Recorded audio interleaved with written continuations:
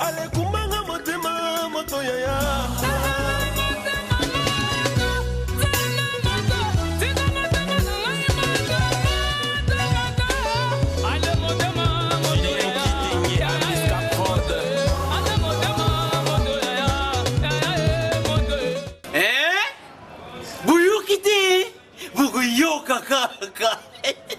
Kinshasa, Nabiso, Kin et l'équipe partout.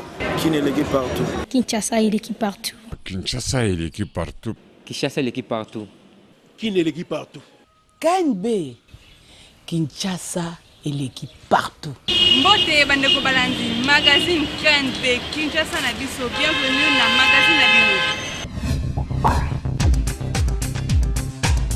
Na Kinshasa ba famille ebele na ba période ya ba fête ya Noël pe ya Saint-Sylvestre bazelaka ba code oyo utaka na ba pays étranger pour na ba fête na bango eleka malamu. Yango dem de sala biso to zala na ba fête omona so kena exemple na ba agence okuta aéro ba nyusu ba zela ba code po ani ba fête bazwa moye ya ko fêter.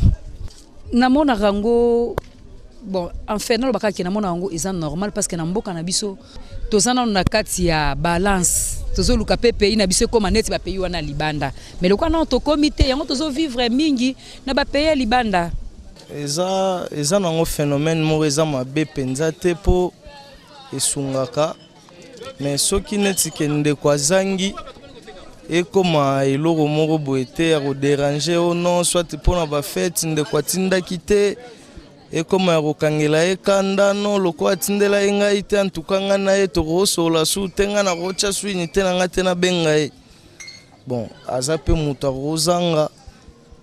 Nous vivons chaque jour ko vivre eza na ora te que non faut pe so code en décembre même ba janvier février durant toute l'année. Bon moi ba mi koleze belé a ko sunga yo pas mal na mboka na biso miso mambo évoluer pe vraiment te yango bandeko ba libanda faut pas songa bandeko emso o baza ba na difficulté parce que o aza libanda za na ngo fati na moi code pour bandeko ba servir fati ya non normal les arate qui pour muta vivre ga faut vivre na Congo to na mbongo ebimela ko vivre na mbongo libanda donc c'est tout na moment o ba agence ngo pe ba za pe na mbongo mingi te tini pe mbongo bon azu na ngo pe na décembre mais a survivre ga na yango. Que le frère et sœurs qui sont à l'étranger puissent les envoyer l'argent. Moi par exemple j'attends ma petite sœur qui est en Cologne, en Allemagne, qui m'a promis quelque chose, c'est 20. Donc c'est un phénomène tout à fait naturel. Mais en dehors de ça, il faut aussi signaler qu'il y a des familles qui sont aussi à l'étranger qui attendent les codes venant de la RDC. Tel que moi, avant que ma petite sœur puisse m'envoyer quelque chose, papa l'avait envoyé quelque chose, tu vois. Alors, dans ce sens-là, on peut affirmer que les gens de diaspora, par exemple, dans la plupart des cas, ils ont la diaspora.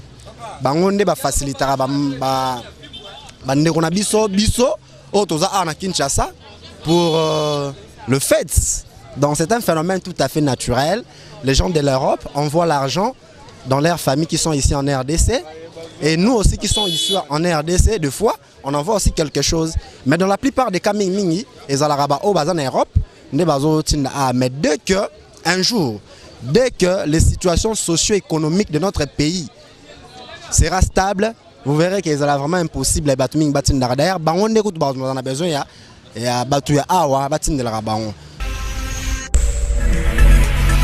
Grand marché ezalaka na ba pavillon ebele lelo KNB présenté bino pavillon 5 oyo spécialité nango ezali vente ya biloko ya basi ba sac ba chaussures pe ba lingerie.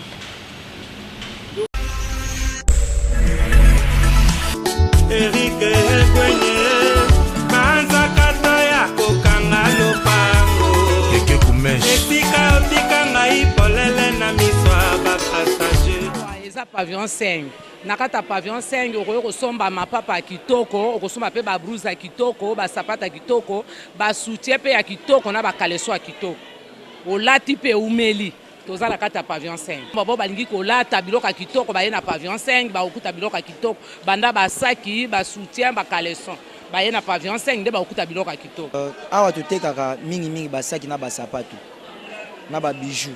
Donc pavillon 5 na kala kendaka sango ya saki na sapatu, c'est-à-dire ya eloko muso eteka maate. Donc ana pavillon 5 eloko eteka makasi ala kaka saki na sapato donc somo tazoluka saki na sapato adresse ala kaka moko fo botindeka na pavillon 5 bapikema mpona saki na sapato muke babijou toza na kati ya pavillon 5 na kati ya pavillon 5 awa totekaka basak bachaussure na mapapa na bafoulard donc ndenge eza so olingi foulard ya libala ya qualité yaka na pavillon 5 okozwa olingi lipapa qualité ya valeur yaka na pavillon 5 olingi sac ya kitoko mesa mususu yango ya basak ezali awa bafoulard olingi ya qualité ya kitoko ba Italie yo yaka kaka na pavillon 5 nyonso bakabelo nyonso eza na kati ya pavillon 5 okozwa. Honorable Christophe Lutundula a expliqué le rôle nini parti politique na ye ADP ezali ko jouer na kati ya G7. Tozali na G7 boy. Toza na présidence ya G7. Hein? Na président tozali na président rotatif, c'est-à-dire to changer ba président na biso chaque 3 mois.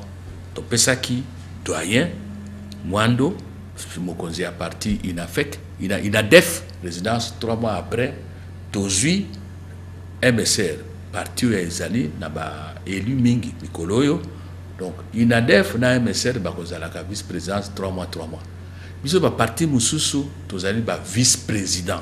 Ngai ndingo moni awa na kombo ya ADP tozali na mosala ya kozala vice-président na makambo oyo tali organisation na makambo ya ba institution ya mboka.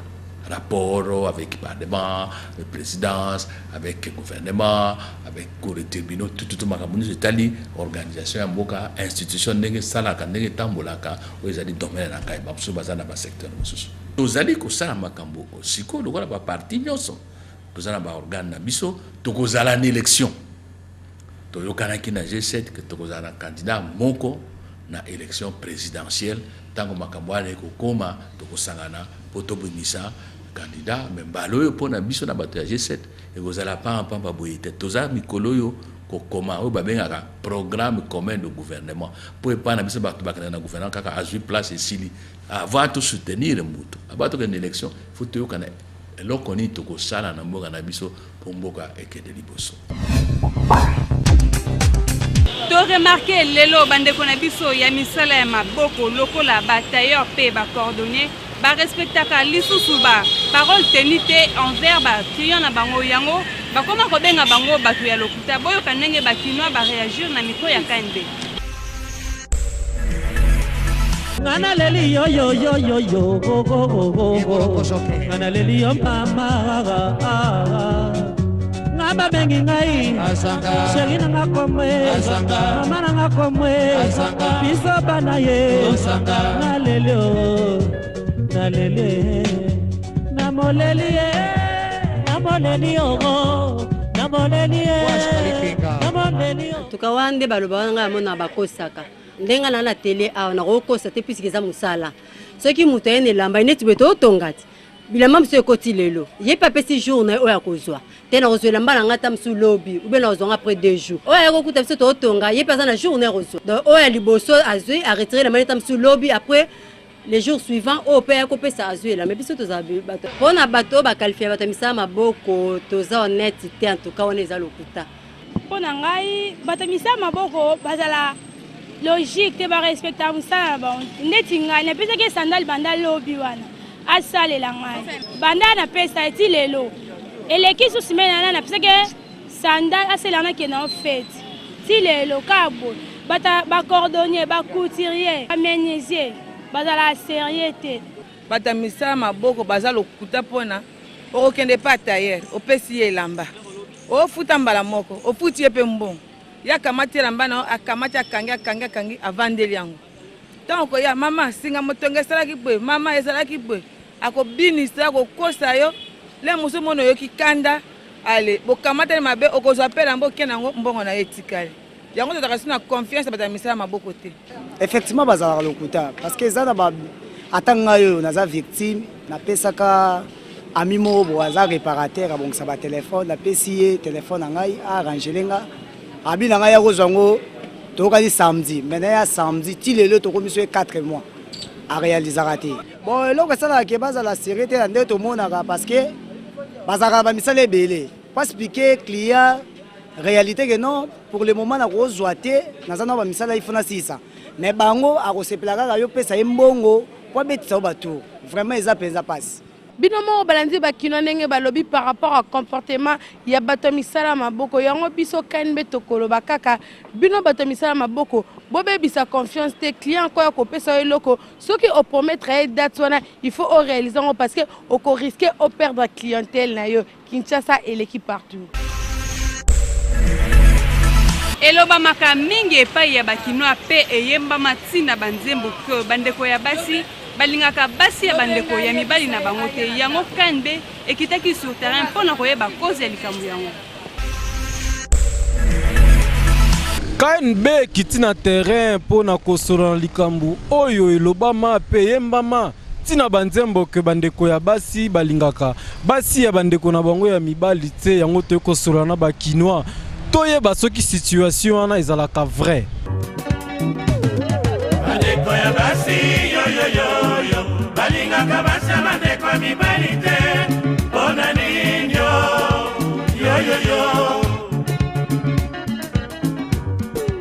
mingi basé na jalousie mpona nga namona lisusu soki bandeko ya mobali na yo baza na vie ya bien babali mibali na bango baza na mbongo jamais ba mitema mabe za contre so mitema mabe ça epa na yo c'est que bato mo balaka mitema mabe baza pe na bizel mabe mais soki ke baza bizel mabe te ba ebo fana bato et que baza na bona mbali na bango bien baza na bona bambongo na bango ba kipende ko na bango te mingi ezala so bandeko abasi na bakutena mbala mabe ba na mbongo te ba souffrir yo skota msokute na mbala bien zo sepela na yo ba sepela no te po babando yo luka basengaka bana bango fo noko na bango sungaka ndeko na mbala sunga parce que yo beto babando ya bongo pour ça o programme vous pe na bana yo fo sela bango et ça bien te yo mona désordre wana hein pour nange uta eza ma basé wana jalousie moko bazalaka nango du fait que ndenge ozozwa mwasi na yo azolesa ye bien ozolatisa ye bien tangu ndeko mwasi akoya epai na yo aye kosenga moyo mwa aide moi edwana moi mieto wana yo kopesa ye epai na ye ezosala bien te abia soki ezalaki ndeko mwasi na ye mbela pesi ye ebele yango wana bango basalaka ndenge wana ke balinga basi ya bandeko na bango ya mibali te ezaka jalousie ya ndenge bino basi bakela bino yaka jalousie mobala wana abali mwasi na ye ala balega basi ebele so omoni ke mobala azobongisa mwasi na ye bino baleki bosalaka zuwa vous comprenez? Vous comprenez? Pour tout le monde en trop, il y a le roi bongisaka moi sinaye baleki bakomi ko sa zuwa bona bomba. Bino be basi so biso do sala wande ko na biso bona pe mabe. On est no lesika ko za famille na yo. On est ni boy. Vous mona ya phénomène. Basi mso ndo mbele ba pe comportement mabe. Moi si mso mona wala ba mun ba seme ko mo sala alingite le mso senga mande ko monde ko mobile aide. Moi ça salizoa o tebe faut qu'il y a donc il y a les moi salinga mbala ki pa mingi bandeko na ya za part na yeke mbala ki pa bandeko na yo mone simba te zalaka bongo Rock Bokabela Bodo oyo azali moko ya ba artiste comédien apesi historique ya eloko sala batu ebele babanda koloba nyonso totalaka na télévision ezalaka théâtre Sengel bandeko bayeba que cinéma ezali technique oyo eza consisté ko animer ba photo c'est-à-dire mon photo ezali fugé mais na cinéma sikoyo soki ba filmer mutu ba komona ekaka ndenge azali procédé wana nde babengaka ngo cinéma tandis que le théâtre ezali lisano oyo salemaka sur une scène na bateau babengi ba comédien to ba acteur devant un public le tout dans une salle donc déjà mon temps to côté na théâtre caméra elongwe et puis public azakotala lisano yango directement donc dans une salle et puis au théâtre on parle du spectacle. Mais au cinéma, toujours parler d'un film. Donc c'est ça la différence. Donc tous en a confusion. Théâtre, ezali, net awana kisasa, pour na romona théâtre, ezali, il faut qu'il ne soit na salle Mongita et pas ici à Théâtre National ezali. La scène est remplacée par le chant, chant de tournage ou bien plateau de tournage, quelque chose comme ça. Et puis dans le théâtre, sur le plan décor, il y a théâtre, on peut monter un décor de manière artificielle ou bien à travers panneaux, à travers échafaudage et tout. Mais dans le cinéma, le décor, il est naturel. S'il faut te jouer na fleuve, tu jouer na fleuve, tu na fleuve, tu jouer. S'il faut te jouer na boulevard, tu na boulevard, tu jouer. Voilà un peu à ce niveau différence entre cinéma na théâtre. Alors, na cinéma, toza na long métrage, toza na court métrage, toza na moyen métrage, toza na série télévisée, toza na feuilleton, ainsi de suite. Nyonso wana ezali eza théâtre te, ezali cinéma, ezali variété, différents genres, il y a cinéma, voilà. Donc toza sous la confusion te, ceux qui au monde logo les na TV. Public azate, ezali kolo podium te, ezali théâtre. Ce qui au moni, lisanozo le kana TV ba filmer yango na ba séquence. Ce qui na ebale ba kena ebale, ce qui na ndako ya mama mbweni ba kena ndako mama, ce qui na balabala, on voit les gens en train de marcher, eza cinéma. C'est-à-dire, si on a repris cet exemple, au moins il y a des concerts et des musiciens. Ce qui Papa Wemba ou bien Jean Gouba la zo beta na palais du peuple, na scène ya palais du peuple. Ndeko nanga ye a filmer yango, a diffuser yango na TV, to ko benga yango eza clip te. Pour clip ezali eza déjà film vidéo ya nzembo. Mais quand ceux qui va filmer concert, azobeta va filmer concert, donc on appelle ça concert. Ezali clip te.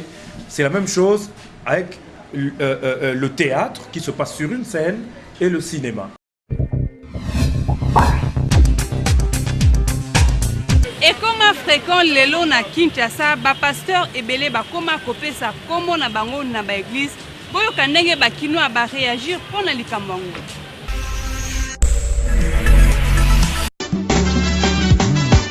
Salanga bolamu, zambalola salanga bolamu. L'église est kozwa kombo ya pasteur na condition nini? Mais ce que je sais, l'église ezali ça c'est la maison de Dieu. Donc ezali Christ ndaza mukolo église. Donc eza vraiment malamu mingi te ke église ezwa kombo ya muto. Parce que kombo oyo ekoki kozala na église po se référer na kati na Bible.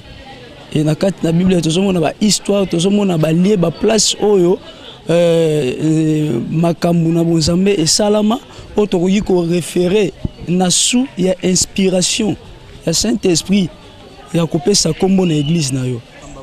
Pona ngai il faut batika ngo. Eza penda bien te pour un pasteur ko makombo na ye. Ona ezanda kuna ete. Ezanda ko ya nzambe ya mutu nyonso mais eko ko makombo no anda kute. Jésus-Christ ayaki pona biso banso. Yali domaine moko privé te. Soko moto sala bongo nga bongo nzela. Ou alors à défendre Jésus-Christ mais akina ba idée mosusu. Il est peut-être au bêta au la business na yena. Moi l'église musume ngo kabwana o bakina koma tato comme mwana talaka. Omoni so tali liboso église na biso ba komi église charismatique New Jérusalem. Eza New Jérusalem eza lokwa nouvelle cité. De ce que moni Moussa Nzambe azu akomi kombo na ye déjà remplacé déjà de alongoli Nzambe amitié lokola Nzambe. De eza lokwa bato bazo ya siko ko adorer Nzambe te bazo ko adorer nde kombo na ye. Conseil na opesa bango ba changer. Ba luka kombo o eza biblique pour kombo na biso eza la Bible. Kombo église na biso église charismatique New Jérusalem. New Jérusalem eza nouvelle city. Hein? balongola aluka kombo o eza biblique. Kinshasa l'équipe partout. Lelo na ville ya Kinshasa tozomona ba église ebele eza lisusu na kombo te kasezaka kana kombo ya pasteur. Par exemple, pasteur kombo na ye pasteur Jean okomona église ezali na kombo ya Jean Ministry. Biso KNB totuna kisoke eza normal. Festival Talo Moke oyo ekosalama na Maisha Park ba boutique Fusion Fashion, boutique Bougas pe Maison Divine Grâce Erana bakozala wana pona kotekela bino babiloko na prix moko abordable.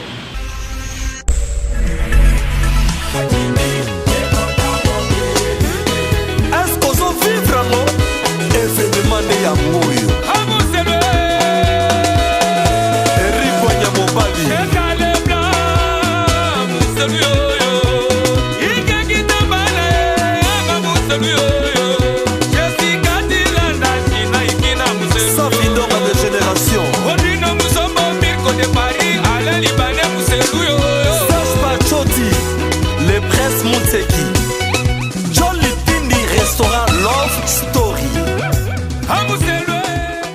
Clients na biso baya na boutique na biso, nous avons de bonnes choses et utaka Italie pour na ba fête to invité bino na festival Talo Moke boya vraiment toko sepela hein to fêter ensemble.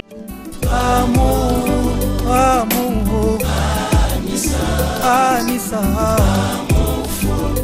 Anissa Sali Miss Aquarium Mengala kolia ye Anissa po atonda elengi atonda bolingo aza spécial Anissa soki azalaki n'epoka pharaon mais pharaon organiser solde ya munene elongo na festival ya Talo Moke oyo kozala na nini Maisha Park. Alors tozosenga baklients na biso baza na facilité okeza ndute et puis baklients na biso baza na besoin de profiter na solde na biso bakende Maisha Park na festival Talo Moke Erana pe Rosala. Bolingo n'epoka pomoto na ngazinda mabena sala kyo sala mpo sala bien mama nakomi kita désacordé à quoi accorder rongai na déje tomba bibi chez tomba na mitembo Deshaï Moukila Fallou Swadi Sylvain Pili Prince Ea pene na nasina soit qui vient éternel assuré moi aussi quand on a ça les amis de conscience pour nous so kende na liwa est-ce que ça te pas awa ezali boutique spécialité na biso ya makasi ezali beaucoup plus pour na basi donc tozali na ba ensemble ya ba fête tozali na ba tenue ya jour tozali na ba tenue de bureau mais aussi tobosani ba na mibalite bilamba ba na mibali ya qualité ya kitoko ezali awa bilamba na biso et utaka mingi Turquie mais tozala pe na ba article ya Paris pe ya New York. Donc, awa tozali na signature ya ba grand styliste turc, parisien et américain. Et alors, to bengisi bino boya ebele na festival Talo Moke, beaucoup tabiso toko zalawana, toko solde ti na moins 80%. Tozali na ba prix nyonso. L'entrée est gratuite pour tout le monde. Pour exposer, c'est tout très facile. Présentez-vous à l'industrie culturelle Maïcha, appelez au 085 42 36 561 081 48 26 714. Festival Talo Moke, Nyoso Ekende. Yo, soit tout. KNB a fait si bino opportunité ya kotinda ba photo na bino en mode selfie kanga photo buka kingo seka moke tinda yango na page Facebook Kinshasa na biso KNB ya boy bozua so na KNB photo to seka moke buka kingo écoutez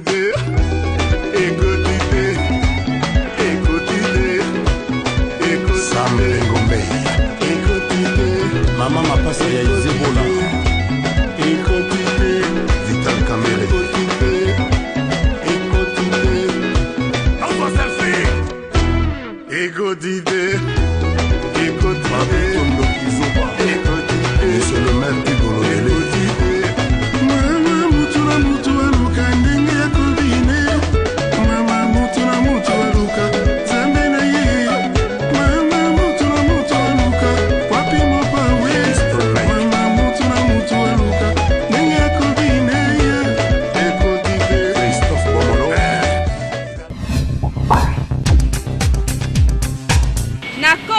ya 18e journée ya Efkin Kilimani KN Océan Bleu azo préparé match na contre Click. Caméra ya KNB et surprenant qui bango na lieu ya entraînement.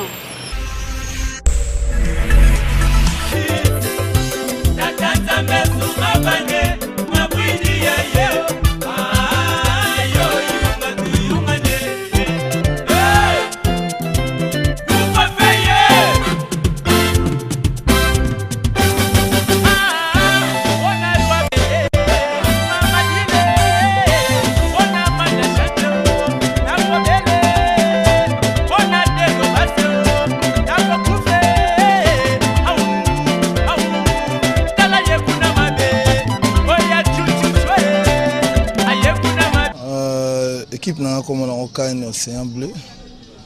Vous êtes à Efkin Kilimani, première division. Tout ça, 15e championnat. L'équipe est qui arc-en-ciel. C'est là qui va place. Dès que comme la première division, va changer comme KN Océan Bleu. Tout ça, dans le match mon lobby, il y a 18e journée contre Click. Lobby na prof 1 na 14h. Tous entraîné Mbale. Zanga Ikotino na coach Alaji. Nde to entraîner bana. To bundaka na musala aussi to pona to bundaka lora to zaba ancien na musala to bundaka pour to pesa les meilleurs. Te ba moral na bango tout bien. Quand tu as bien la difficulté dans championnat, tu travailler mingi makasi pour to pouvoir match sur la lobby tous à 3 points. Te bon. Tous les mois arrêté la préparation. L'équipe va pourquoi tu prépares parce que un mois après un mois pamba. Moi l'équipe de ça on a championnat bazar ba supérieur na biso do bazar équipe à Calypso équipe à sika première année na biso yango. Ba bato ba yinga na singa bango ba pesa biso confiance ezaba na bango bataleza moi mingi to ebipe mo belé et c'est un encadrement na soutien na bango. Chaque vendredi, artiste Nabino Kadi Yoyo akobanda kobeta na hôtel Ruben na avenue Colonel Ebea non loin ya Ifasi.